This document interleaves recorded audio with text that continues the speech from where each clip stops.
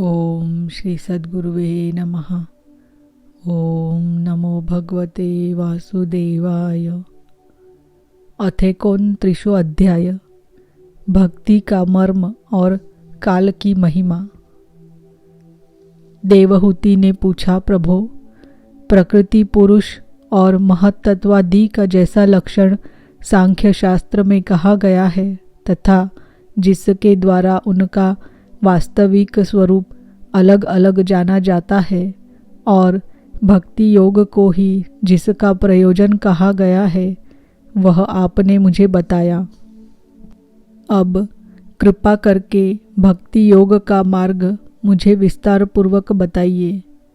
इसके सिवा जीवों की जन्म मरण रूपा अनेक प्रकार की गतियों का भी वर्णन कीजिए, जिनके सुनने से जीव को सब प्रकार की वस्तुओं से वैराग्य होता है, जिसके भय से लोग शुभ कर्मों में प्रवृत्त होते हैं और जो ब्रह्मादि का भी शासन करने वाला है, उस सर्वसमर्थ काल का स्वरूप भी आप मुझसे कहिए।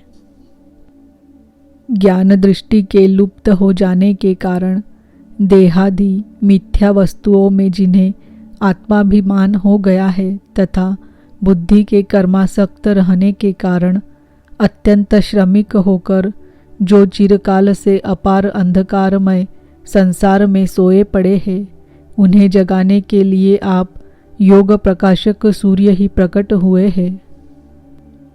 श्री मैत्रेय जी कहते हैं, कुरुश्रेष्ठ विदुर जी, माता के ये मनोहर वचन सुनकर महामुनि कपिल जी ने उनकी प्रशंसा की और जीवों के प्रति दया से द्रवीभूत हो बड़ी प्रसन्नता के साथ उनसे इस प्रकार बोले।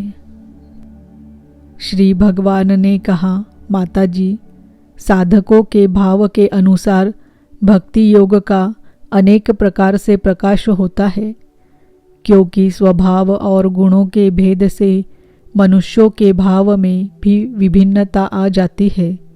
जो भेददर्शी क्रोधी पुरुष हृदय में हिंसा, दंभ अथवा मात्सर्य का भाव रखकर मुझसे प्रेम करता है, वह मेरा तामस भक्त है। जो पुरुष विषय, यश और ऐश्वर्य की कामना से प्रतिमादि में मेरा भेदभाव से पूजन करता है, वह राजस भक्त है। जो व्यक्ति पापों का क्षय करने के लिए, परमात्मा को अर्पण करने के लिए और पूजन करना कर्तव्य है, इस बुद्धि से मेरा भेदभाव से पूजन करता है, वह सात्विक भक्त है। जिस प्रकार गंगा का प्रवाह अखंड रूप से समुद्र की ओर बहता रहता है, उसी प्रकार मेरे गुणों के श्रवण मात्र से मन की गति का तैल धारावत अविच्छिन्न रूप से मुझ सर्वांतर्यामी के प्रति हो जाना तथा मुझ पुरुषोत्तम में निष्काम और अनन्य प्रेम होना, यह निर्गुण भक्ति योग का लक्षण कहा गया है। ऐसे निष्काम भक्त दिए जाने पर भी मेरी सेवा को छोड़कर सालोक्य, सार्ष्टी, सामीप्य, सारूप्य और सायुज्य मोक्ष तक नहीं लेते। भगवत सेवा के लिए मुक्ति का तिरस्कार करने वाला यह भक्ति योग ही परम पुरुषार्थ अथवा साध्य कहा गया है।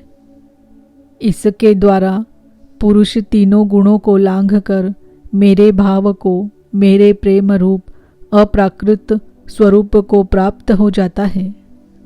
निष्काम भाव से श्रद्धापूर्वक अपने नित्य नैमित्तिक कर्तव्यों का पालन कर नित्य प्रति हिंसा रहित उत्तम क्रिया योग का अनुष्ठान करने, मेरी प्रतिमा का दर्शन, स्पर्श, पूजा, स्तुति और वंदना करने, प्राणियों में मेरी भावना करने, धैर्य और वैराग्य के अवलंबन, महापुरुषों का मान, दीनों पर दया और समान स्थिति वाले प्रति मित्रता का व्यवहार करने, यम नियमों का पालन, आध्यात्म शास्त्रों का श्रवण और मेरे नामों का उच्च स्वर से कीर्तन करने से तथा मन की सरलता, सत्पुरुषों के संग और अहंकार के त्याग से मेरे धर्मों का, भागवत धर्मों का अनुष्ठान करने वाले भक्त पुरुष का चित्त अत्यंत शुद्ध होकर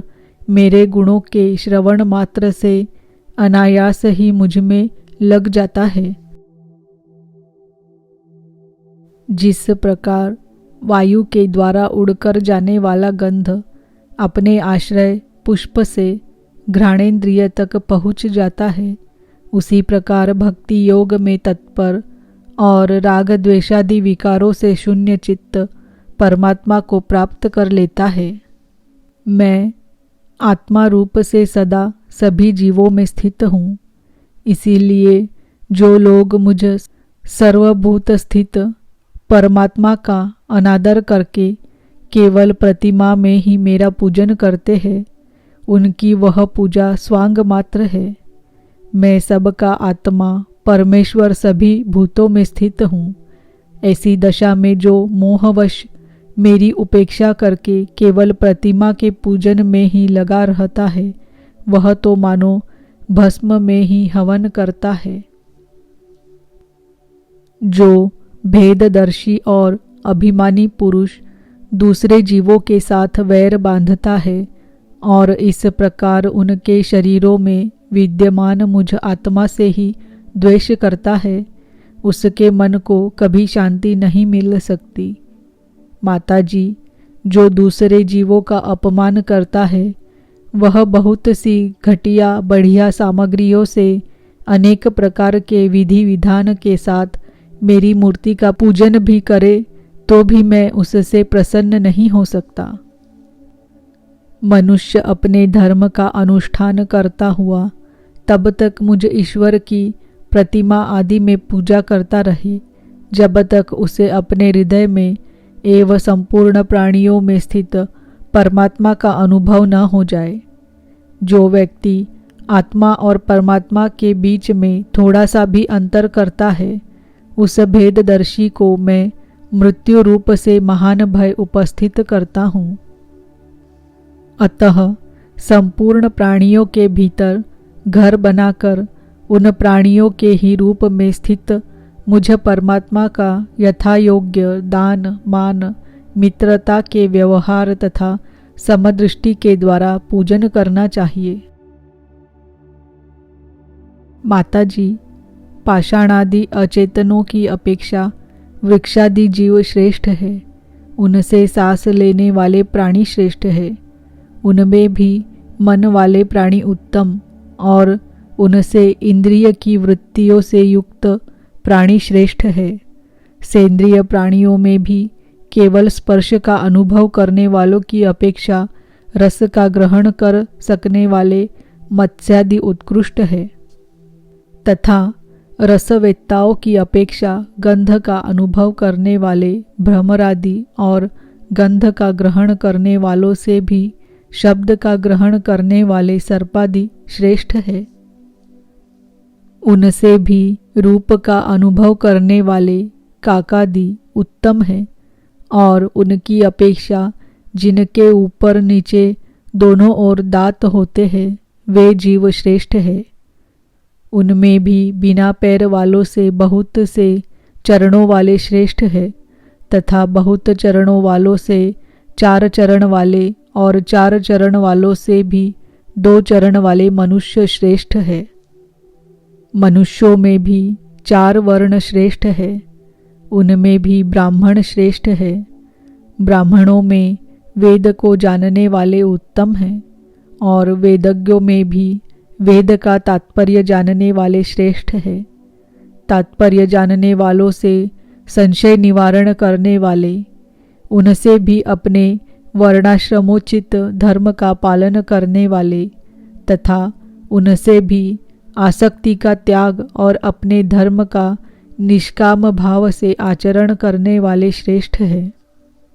उनकी अपेक्षा भी जो लोग अपने संपूर्ण कर्म, उनके फल तथा अपने शरीर को भी मुझे ही अर्पण करके भेदभाव छोड़कर मेरी उपासना करते हैं वे श्रेष्ठ है। इस प्रकार मुझे ही चित्त और कर्म समर्पण करने वाले अकर्ता और समदर्शी पुरुष से बढ़कर मुझे कोई अन्य प्राणी नहीं दिखता। अतः यह मानकर कि जीव रूप अपने अंश से साक्षात भगवान ही सब में अनुगत है, इन समस्त प्राणियों को बड़े आदर के साथ मन से प्रणाम करें। माताजी, इस प्रकार मैंने तुम्हारे लिए भक्ति योग और अष्टांग योग का वर्णन किया। इनमें से एक का भी साधन करने से जीव परम पुरुष भगवान को प्राप्त कर सकता है। भगवान परमात्मा परब्रह्म का अद्भुत प्रभाव संपन्न तथा जागतिक पदार्थों के नानाविध वैचित्र का हेतुभूत स्वरूप विशेष ही काल नाम से विख्यात है। प्रकृति और पुरुष इसी के रूप है तथा इनसे यह पृथक भी है। नाना प्रकार के कर्मों का मूल अदृष्ट भी यही है तथा इसी से महत्त्वादि के अभिमानी भेददर्शी प्राणियों को सदा भय लगा रहता है। जो सबका आश्रय होने के कारण समस्त प्राणियों में अनुप्रविष्ट होकर भूतों द्वारा ही उनका संहार करता है, वह जगत का शासन करने वाले ब्रह्मादि का भी प्रभु भगवान काल ही यज्ञों का फल देने वाला विष्णु है। इसका न तो कोई मित्र है, न कोई शत्रु और न तो कोई सगा संबंधी है। यह सर्वदा सजग रहता है और अपने स्वरूप भूत श्री भगवान को भूलकर भोग रूप प्रमाद में पड़े हुए प्राणियों पर आक्रमण करके उनका संहार करता है। इसी के भय से वायु चलता है, इसी के भय से सूर्य तपता है, इसी के भय से इंद्र वर्षा करते हैं और इसी के भय से तारे चमकते हैं। इसी से भयभीत होकर औषधियों के सहित लताएं और सारी वनस्पतियां समय समय पर फल फूल धारण करती है। इसी के डर से नदियां बहती है और समुद्र अपनी मर्यादा से बाहर नहीं जाता। इसी के भय से अग्नि प्रज्वलित होती है और पर्वतों के सहित पृथ्वी जल में नहीं डूबती। इसी के शासन से यह आकाश जीवित प्राणियों को श्वास प्रश्वास के लिए अवकाश देता है और महत्तत्व अहंकार रूप शरीर का 7 आवरणों से युक्त ब्रह्मांड के रूप में विस्तार करता है।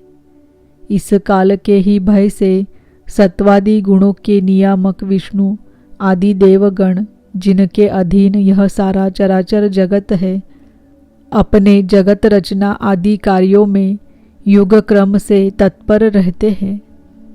यह अविनाशी काल स्वयं अनादि किंतु दूसरों का आदिकर्ता उत्पादक है तथा स्वयं अनंत होकर भी दूसरों का अंत करने वाला है। यह पिता से पुत्र की उत्पत्ति कराता हुआ सारे जगत की रचना करता है और अपनी संहार शक्ति मृत्यु के द्वारा यमराज को भी मरवाकर इसका अंत कर देता है। इति श्रीमद्भागवते महापुराणे पारमहंस्यां संहितायां तृतीय स्कंधे कपिलेयोपाख्याने 29 अध्यायः। ओम नमो भगवते वासुदेवाय। ओम नमो भगवते वासुदेवाय। ओम नमो भगवते वासुदेवाय।